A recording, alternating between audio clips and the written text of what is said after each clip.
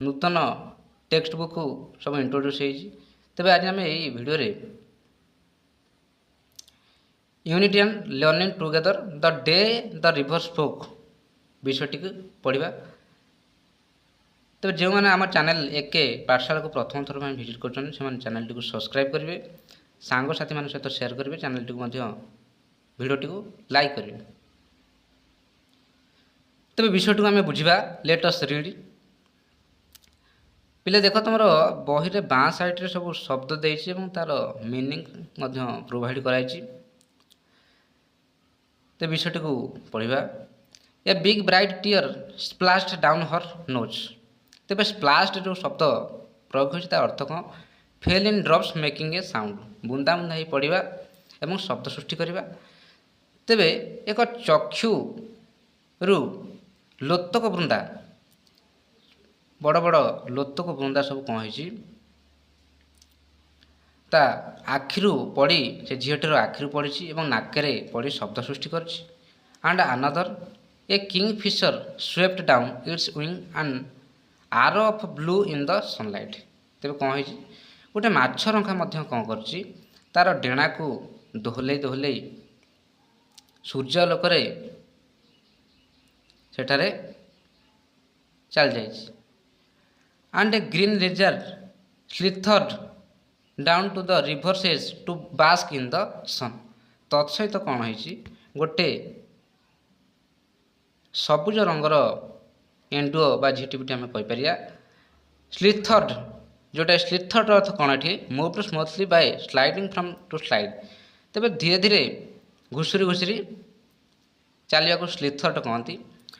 To the river edge to bask in the sun. तेज गोटे सबुज एंडुओटे कौन कर धीरे धीरे घुसुरी घुसुरी बा पेटे पेटे चली नदीर धार रे सूर्यालोक गाधेवाई अर्थात सूर्यालोक उपभोग करने चल जाए। डियर डियर सेड ए स्लीपी मर्मरिंग भॉइस। तेज तापर घटना कौन कौन हो स्टोरी। डियर डियर सेड ए स्लीपी मर्मरिंग भॉइस। प्रियतम प्रियतम गोटे सुप्त बा निद्रालु धीरे धीरे गुणुगुण होता कंठ यह उच्चारण कर प्रियतम प्रियतम। व्हाट इज द मैटर घटना कौन हो। तो तापर कौन हो Jahnavi was startled. Jahnavi was startled. तेज जाह्नवी से झीटर ना चित्र तुम प्रदर्शन हो। तेणु से जाह्नवी से झीटी कौन हो से आश्चर्यचकित हो जाए। स्टार्टेड अर्थ कौन? आश्चर्यचकित हो जाए। Because she was sure she had been quite alone. कारण से जानी जे से स्थान से जो बही सेटार से एकाकी था। तेज शब्द किए सृष्टि कर। It could not have been the lizard. यह से एंडुओ न हो पारे। And the kingfisher was up in the thicket of bamboo eating the fish it had been caught. तेज ये जो शब्द प्रयोग हो थिकेट अर्थ कौन? A dense group of bushes and trees. बुदा गछ किंबा नदी कूल बढ़ुवा गछ जो गुड़ाक कौन पवन में दोहली था नृत्य प्रदर्शन कर देखा थिकेट कहुए। And the kingfisher was up in the thicket of bamboo eating the fish it had caught. तेबे मछरंकाटी कौन कर जो माछ से धरी ताकू से नृत्यमान अवस्था घास उपर बसी खाऊँ। It could not be the parrot. तेबे लेखक कहते बा जाह्नवी से झील चिंता कर शुआ न हो पारे। Because parrots shrieked and this was such a sleepy voice. कारण झीलटी चिंता कर शुआ माने श्रिकेड अर्थ कौन? Made a high pitch sound गोटे तीव्र स्वर सृष्टि करवा। तेज शुआ माने तीव्र स्वर सृष्टि कर बोबाई था किंतु यह तो गोटे निदुआ कंठ। तेज झीलटी यह चिंता कर सी लुक्ड अराउंड हर। से तार चतुर्पार्श्व को विस्मय सहित देखा लगी। There was not a soul in site.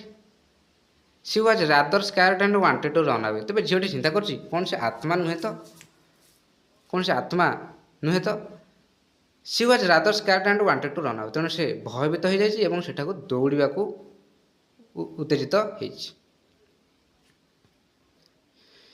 You should not cry you know the voice went on. ତାପରେ ପୂର୍ବରୁ ସେ ଝିଅ ଜାହ୍ନବୀ ଯେଉଁ କଣ୍ଠଟି ଶୁଣିଥିଲା ତାହା ପୁଣି ଉଚ୍ଚାରଣ କରିବାକୁ ଲାଗିଛି। କ'ଣ ଚାଲିଛି? You should not cry you know, ତୁମେ ଜାଣ ତୁମେ କାନ୍ଦିବା ଉଚିତ ନୁହଁ। And you really should not be scared, ତୁମେ ମଧ୍ୟ ଭୟଭୀତ ହେବା ଉଚିତ ନୁହଁ। ସେଇ ଅଜଣା କଣ୍ଠଟି ଉଚ୍ଚାରଣ କରିବାକୁ ଲାଗିଛି। ଆଉ ମଧ୍ୟ କ'ଣ କହିଛି? When you have been becoming here to see my every day, well almost every day, ତୁମେ ପ୍ରତିଦିନ ମୋ ପାଖକୁ ଆସୁଛ, ସେ ଅନନୋନ୍ ଭଏସ୍ଟି କହିବାକୁ ଲାଗିଛି। ତେବେ ଦେଖିବା ତାପରେ କ'ଣ ହେଇଛି ଘଟଣାକ୍ରମେ। She was puzzled, it was such a voice like the river. ତେବେ ସେ ଝିଅ ଜାହ୍ନବୀ ସେ କ'ଣ ହେଇଛି? ଦ୍ୱିଧାଗ୍ରସ୍ତ ହୋଇଯାଇଛି, ଅର୍ଥାତ୍ ତା ଜାଣିପାରୁନି କ'ଣ ହେଇଛି, ପଜଲ୍ଡ ହୋଇଯାଇଛି। ସେ କ'ଣ ଚିନ୍ତା କରୁଛି? It was such a voice like the river, ଏହା ନଦୀର କଣ୍ଠ ପରି ଶୁଣାଯାଉଛି। It could not be the river, ଏହା ନଦୀ ନୁହେଁ ତ, ଏହା ନଦୀ ନୁହେଁ ତ, ଆଶ୍ଚର୍ଯ୍ୟ ସହିତ ସେ ଚିନ୍ତା କରୁଛି। Well tell me all about it said the river, ତେବେ ଏହା ନଦୀ। ଶେଷରେ ଆମେ ଜାଣିଲେ ଯେ ସେ ଯେଉଁ ଭଏସ୍ ଅଜଣା କଣ୍ଠଟି ଜାହ୍ନବୀ ସହିତ କଥୋପକଥନ କରୁଥିଲା ତାହା ହେଉଛି ନଦୀ। Well tell me all about it said the river, ନଦୀ କହିଛି ଏହା ବିଷୟରେ ସବୁ କୁହ। For it was the river I have got to hurry to reach the sea. You know, ତେବେ ନଦୀଟି କ'ଣ କହିଛି?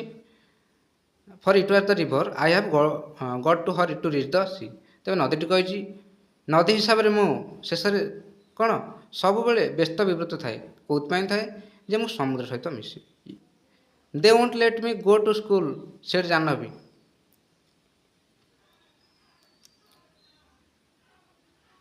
ଦେ won't let me go to school said Jahnavi. I asked my mother why can't I go to school like my elder brother Gopi and Ram. ତେବେ ଝିଅ ଜାହ୍ନବୀ ସେ ଝିଅଟି ନଦୀ ସହିତ କଥୋପକଥନ କରି ତାକୁ ପଚାରି ଲାଗୁଛି, କ'ଣ କହିଛି? Why can't I go to school like my elder brother Gopi and Ram.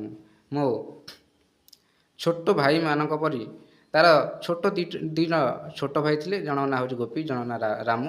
ସେ ନଦୀକି ପ୍ରଶ୍ନ କରୁଛି ଯେ ମୋତେ କାହିଁକି ମୋ ସାନ ଭାଇ ଗୋପୀ ଏବଂ ରାମୁ ପରି ବିଦ୍ୟାଳୟକୁ ଯିବା ପାଇଁ ଅନୁମତି ଦିଆଯାଉ ନାହିଁ।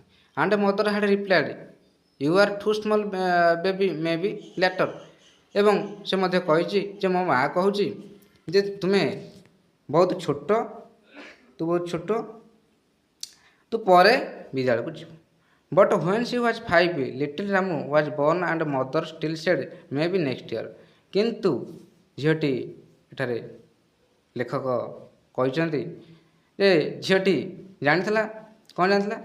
ଯେ ଯେତେବେଳେ ତାକୁ ବା ଜାହ୍ନବୀକୁ 5 ବର୍ଷ ହୋଇଥିଲା ସେତେବେଳେ ତାର ସାନ ଭାଇ ରାମୁ ଜନ୍ମ ହୋଇଥିଲା।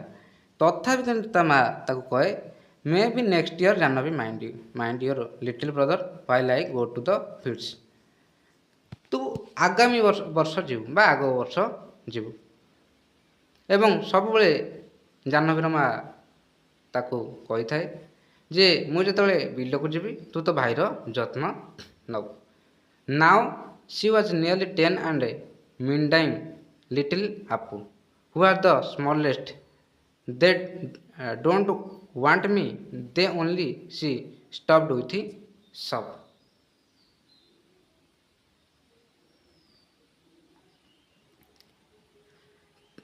ତେବେ ଘଟଣାକ୍ରମେ କ'ଣ ହେଇଛି?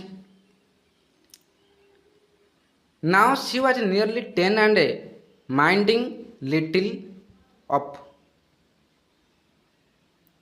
ଅର୍ଥାତ୍ ବର୍ତ୍ତମାନ ତାକୁ କେତେ ବର୍ଷ ହେଇଛି? 10 ବର୍ଷ ହେଇଯାଇଛି। କାହାକୁ? ଜାହ୍ନବୀକି। ମାତ୍ର ତାର ଆଉ ଜଣେ ଭାଇ କିମ୍ବା ଭଉଣୀ ଜନ୍ମ ହେଇଛି, ଯେଉଁଟାକି ସେ ବର୍ତ୍ତମାନ ତାର ଯତ୍ନ ନେଉଛି।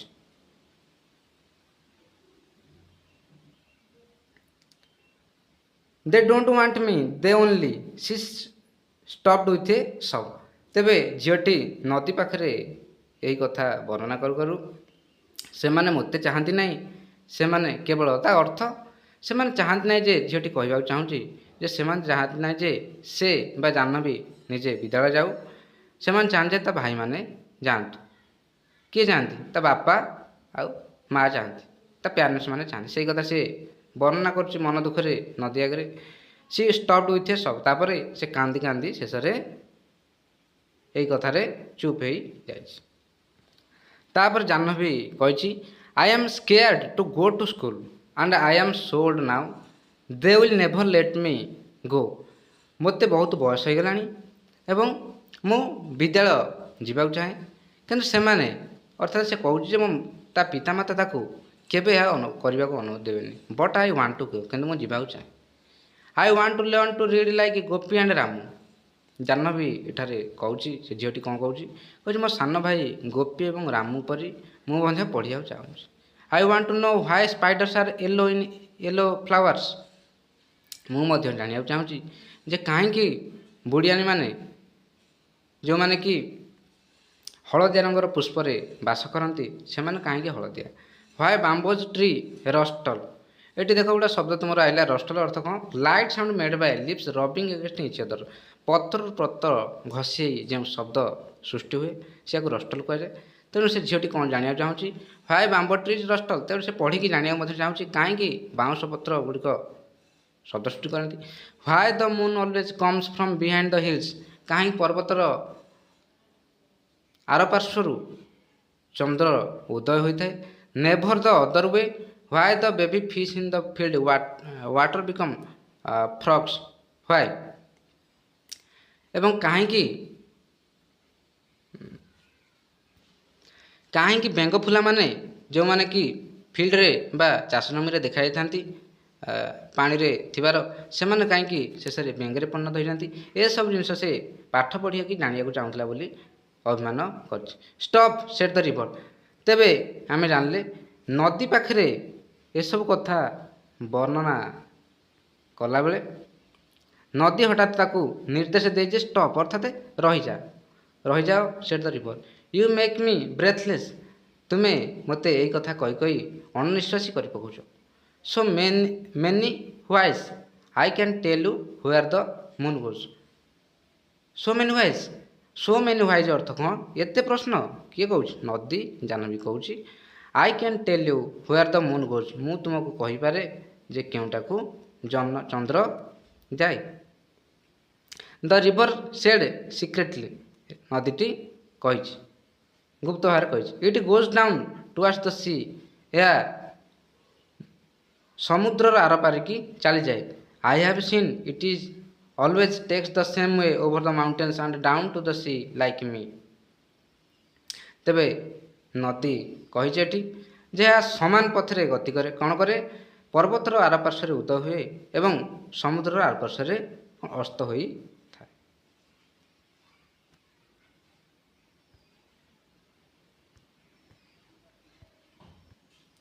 ତେବେ ଷ୍ଟୋରିର ପାର୍ଟ 2ରେ କ'ଣ ହେଇଛି ଦେଖିବା।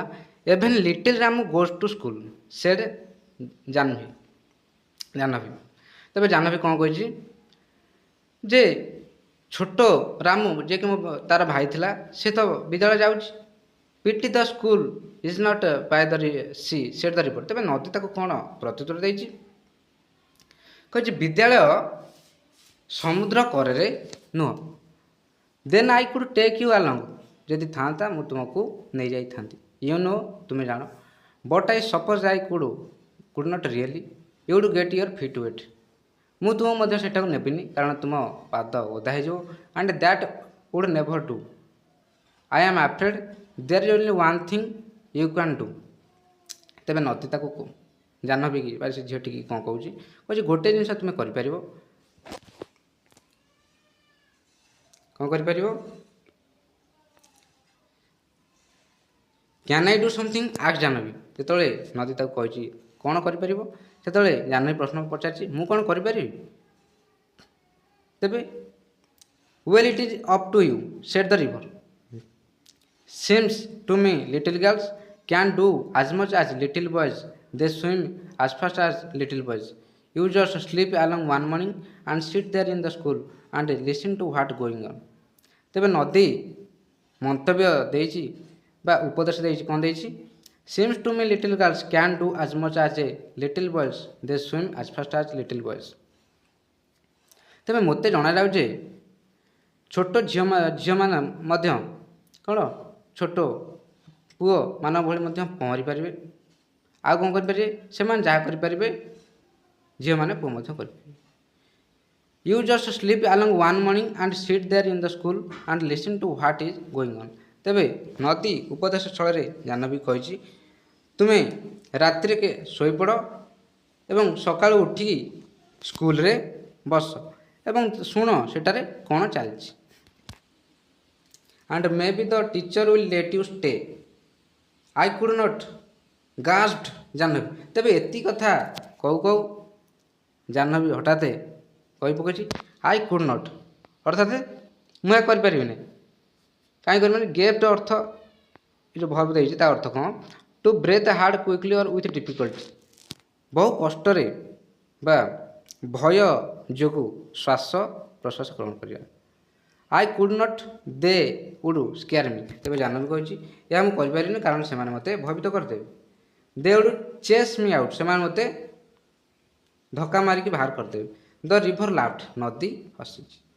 ୟୁ ସ୍କେୟାର୍ଡ।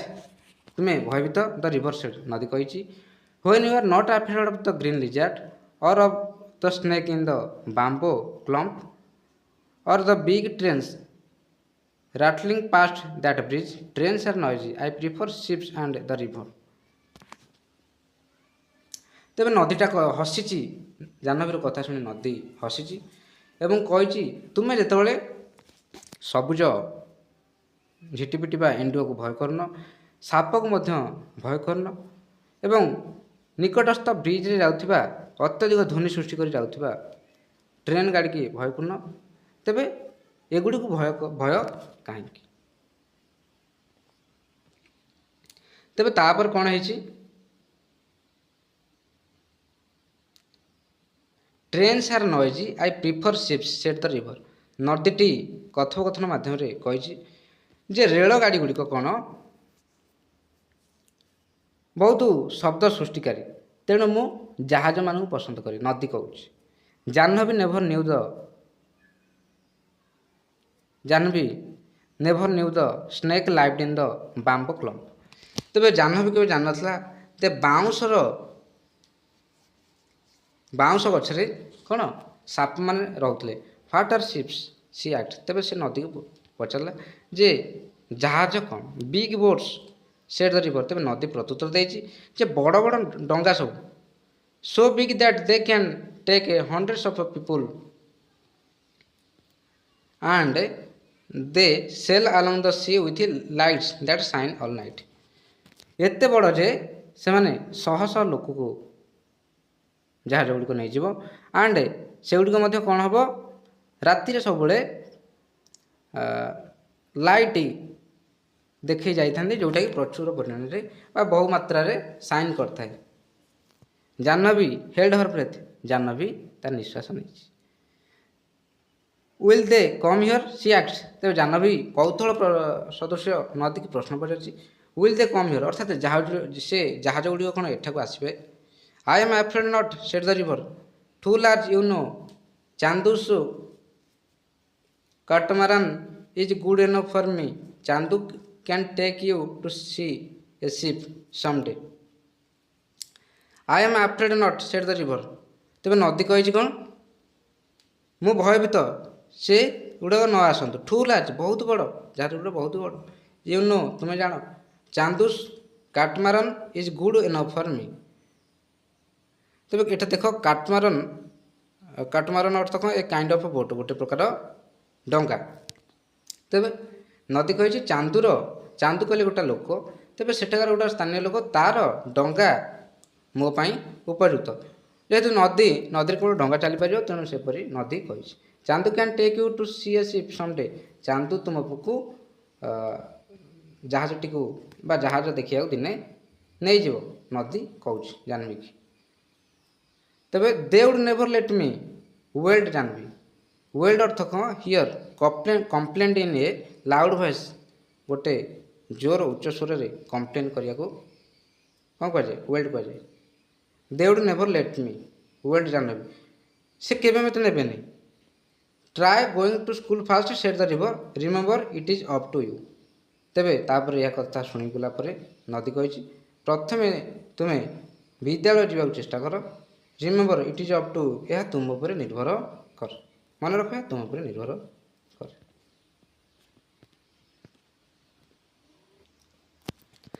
ତେବେ ତାପରେ କ'ଣ ହେଇଛି ଷ୍ଟୋରିରେ,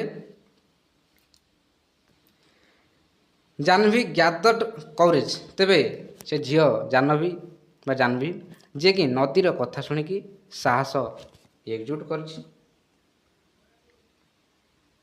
ଦ next day she reached the school, ପରଦିନ ସେ ବିଦ୍ୟାଳୟରେ ପହଞ୍ଚି panting and out of breath and stood by the door listening while the teacher read out the lesson।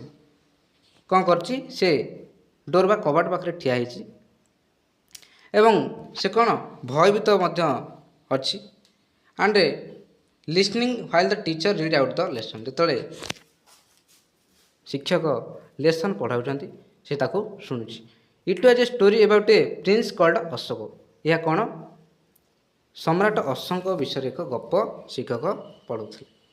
ଏ ଦେଖିବା ଷ୍ଟୋରିରେ କ'ଣ ହେଇଛି, ହୁ ବିକେମ୍ ଏ ଗ୍ରେଟ୍ କିଙ୍ଗ, ଯିଏକି ଜଣେ ମହାନ ରାଜା ପରବର୍ତ୍ତୀ ସମୟରେ ହୋଇଥିଲେ। ତେବେ ଏହା ଟିଚର ପଢ଼ାଉଛନ୍ତି। ତେବେ ଏଥିମଧ୍ୟରେ କ'ଣ ହେଇଛି, little Appu had fallen asleep on her shoulder, ତାର ଭାଇ ପୁରା ସାନ ଯିଏ ଥିଲା, ଯିଏକି ଛୋଟ ଅପୁ ଯାକୁ ବର୍ଣ୍ଣନା ହେଇଛି ଆପୁ, ସେ ତାର କାନ୍ଧରେ ଏହା ମତରେ ଶୋଇପଡ଼ିଥିଲା।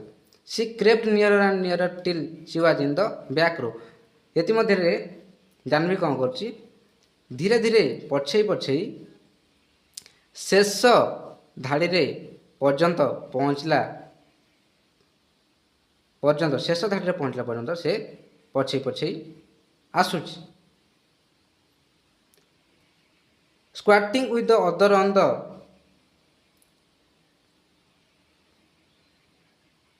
ୟର୍ଦେନ୍ ଫ୍ଲୋର୍, ତେବେ ସ୍କ୍ୱାଟିଂ ଗୋଟା ଭର୍ବ ଆଇଲା, ତାର ଅର୍ଥ କ'ଣ, bending her legs so that she sat with her bottom close to the ground. ତେବେ ଗୋଡ଼ ବଙ୍କା କରି ବସିବା,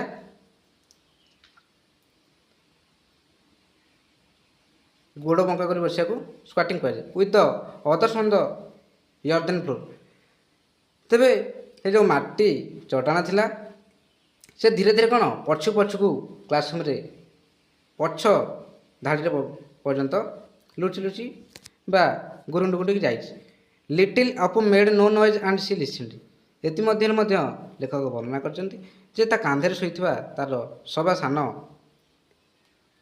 ଭାଇ ସେ ମଧ୍ୟ ଏହା ମଧ୍ୟରେ କୌଣସି ସ୍ୱର କରିନି। What did you spring from little girl asked the teacher, ତାପରେ ଏହା ମଧ୍ୟରେ ତାକୁ ଶିକ୍ଷକ ଦେଖିଦେଇଛନ୍ତି ଏବଂ ପଚାରିଛନ୍ତି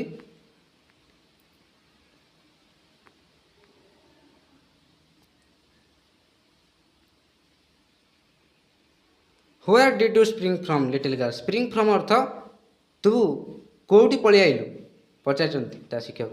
and what is your name, ତୋ ନାମ କ'ଣ। You are new in class, ମୋ ଶ୍ରେଣୀରେ ତୁ ତ ଆଗରୁ କେବେ ମୁଁ ଦେଖିନି। She is Gopi sister, Gopi is in the next class, ତେବେ ସେଠୁ ୱାନ୍ ଅଫ୍ ଦ ବଏଜ୍, ଗୋଟେ ବାଳକ ଶ୍ରେଣୀରେ ଥିବା କହି ପକାଇଛି ସେ ହେଉଛି ଗୋପୀର ଭଉଣୀ, Gopi in the next class, Gopi ଆର କ୍ଲାସ୍ରେ ଅଛି। ଇଟ୍ ଇଜ୍ ଜାହ୍ନବୀ, ସେଟା ଆନଦର, ଆଉ ଜଣେ କହିଦେଇଛି ଏହା ହେଉଛି Jahnavi. So you are Gopi's little sister, nice lad Gopi. ତେବେ ଶିକ୍ଷକ କହିପାରୁଛନ୍ତି, ତେବେ ତୁମେ ହେଉଛ ବା ତୁ ହେଉଛୁ ଗୋପୀର ଛୋଟ ଭଉଣୀ। If you are really want to come to my school Jahnavi, the teacher had said, will talk to your father about it, ତୁମେ ଯଦି ପ୍ରକୃତରେ ଆସିବ ଆମ ବିଦ୍ୟାଳୟକୁ ଆସିବାକୁ ଚାହୁଁଛ, ତେବେ କ'ଣ ମୁଁ ତୁମ ବାପାଙ୍କ ସାଙ୍ଗରେ କଥା ହେବି। ଡୋଣ୍ଟ ୱରି, ବ୍ୟସ୍ତ ହୁଅ ନାହିଁ। ୱିଲ୍ ଫାଇଣ୍ଡ ଏ ୱେ, ଆମେ କୌଣସି ରାସ୍ତା ବାହାର କରିଦେବା। ତେବେ ଶିକ୍ଷକ ମଧ୍ୟ ସହମତି ଦେଇଛନ୍ତି। Jahnavi saw the teacher walking off the step to their gate the next evening, ତାପରେ ଜାହ୍ନବୀ ମଧ୍ୟ ଲକ୍ଷ୍ୟ କରିଛି ଯେ ଆସନ୍ତା ସନ୍ଧ୍ୟାବେଳେ ବା ତା କାଲି ସନ୍ଧ୍ୟାବେଳେ କ'ଣ ହେଇଛି, ଶିକ୍ଷକ ମଧ୍ୟ ତାଙ୍କ ଗେଟ୍ ପାଖକୁ ଯାଇଛନ୍ତି ବା ତାଙ୍କ ଘରକୁ ଯାଇଛନ୍ତି।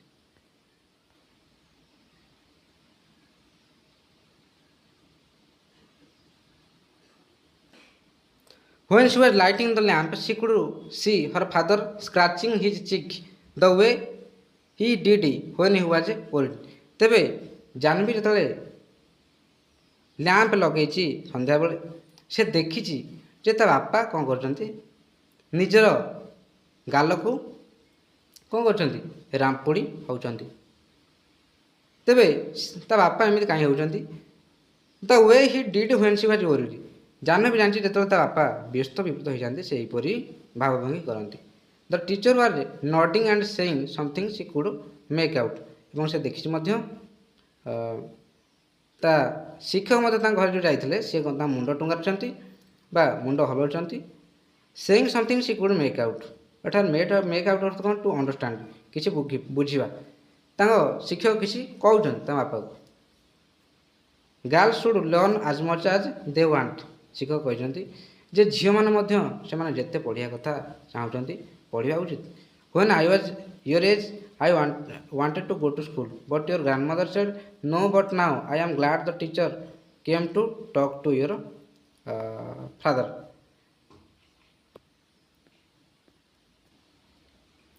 तेरे कौन हो तेरे इतिमध्य ता माँ कहते little Jahnavi I shall miss you when you go to school.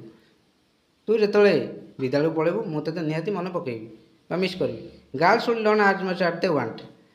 झील मैंने जिते इच्छा पढ़ा आवश्यक। When I was your age मुझे तू बयस थी I wanted to go to school मुझे विद्यालय जाना चाहूँगी but your grandmother said no किंतु तू जेजेमा मना कले। But now I am glad the teacher came to talk to your father. मु बहुत बर्तमान आनंदित जेहेतु तो शिक्षक तो विद्यालय जावा प्रसंग में उपस्थापन करुँच। इतिमध्य जानवी कही and Jahnavi said mother when I grow up माँ मुझे बढ़ीजी I will be a teacher मु शिक्षक है।